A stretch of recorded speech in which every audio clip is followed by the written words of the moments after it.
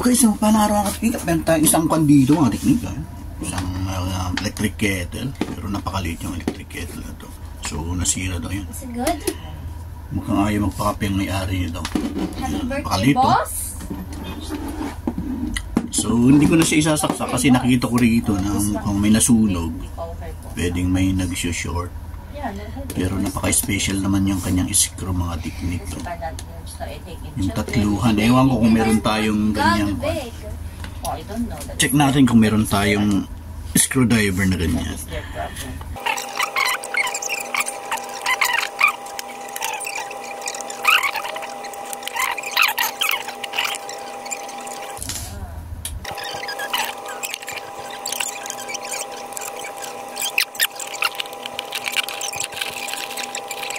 Problem, see? Oh man, that's the problem. This is a lot of fur inside your nose. Sigurado siraan ito. Sira rin yung fuse sa overload. Paano na-overload yan? Pats tubig? Shorted.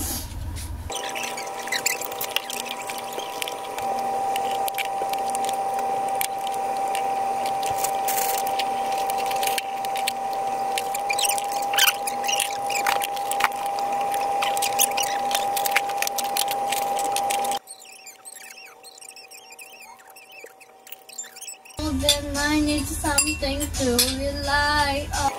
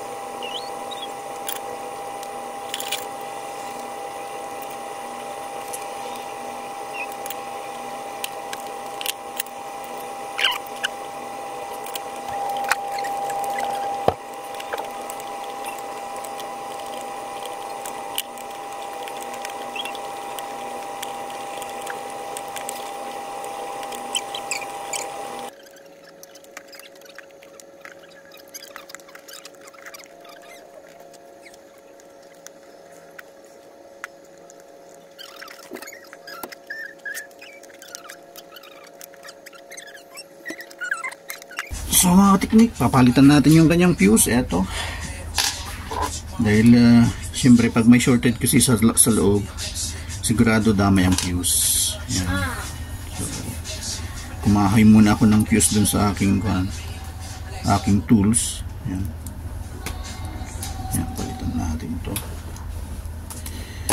So ito yung pamalit natin.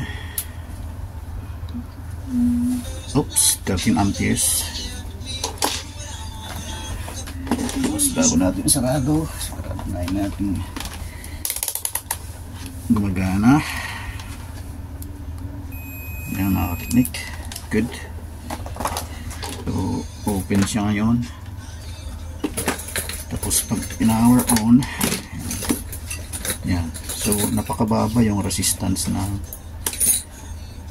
90 ohms lang. So okay na po tayo. Yan, testing natin ngayon. Lagyan natin ng tubig. Yan, so maganda na po siya. So thanks God, okay na, testing tayo. Yan. Tapos saksak natin power indicator. Ayan, hintayin lang nating kumulo.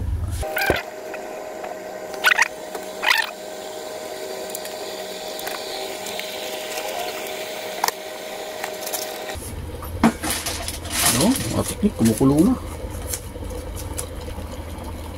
Ayun, okay yung kanyang thermostat. So praise God mga teknik, okay na po siya. Ayan.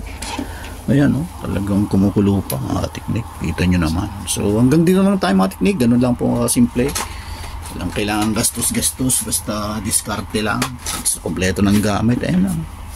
Hinang-hinang lang mga teknik. Sa susunod, ingat-ingat lang sa paggamit. Kasi minsan, pag nabubuhol, yan ang dahilan.